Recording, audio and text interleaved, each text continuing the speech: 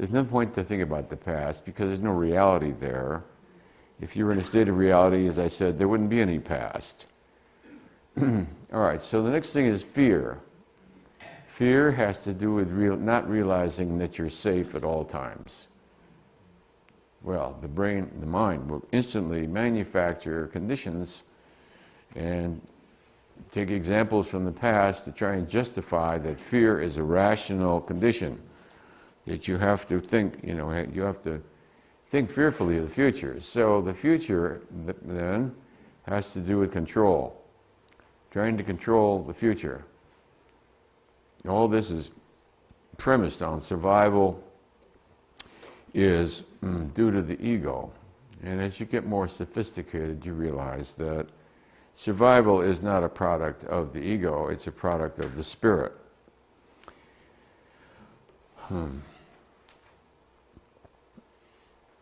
The mind becomes silent automatically with the realization that you are absolutely safe.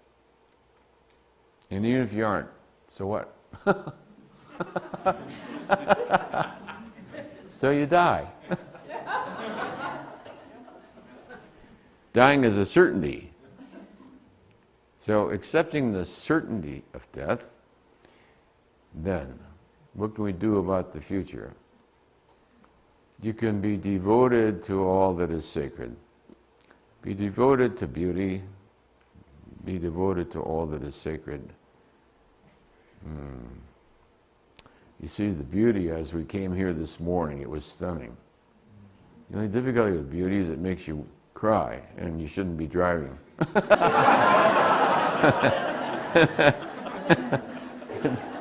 Susie said, "What are you crying about this morning?" I said, "I don't know, it's just the snow. It's just..." When it snows in Sedona, you cry with happiness. Anyway, first time we've had it all year.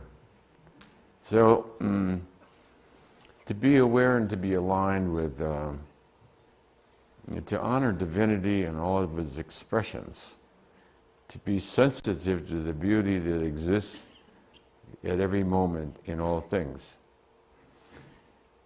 Therefore, the spiritual pathway through this world is only a way of being, and you become that. That's why I'm not crazy about various techniques, breathing and sitting in strange ways and contorting your body and sucking your stomach so it's against your spine and weird things.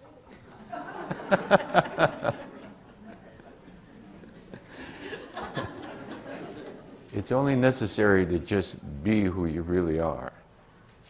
That is a divine state. And one walks through the world on the wings of truth. The divine state reveals itself when you realize the truth of your own existence.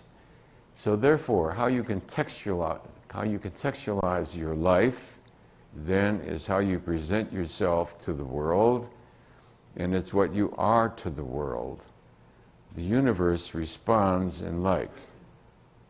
When you are thus to the world is thus to thee.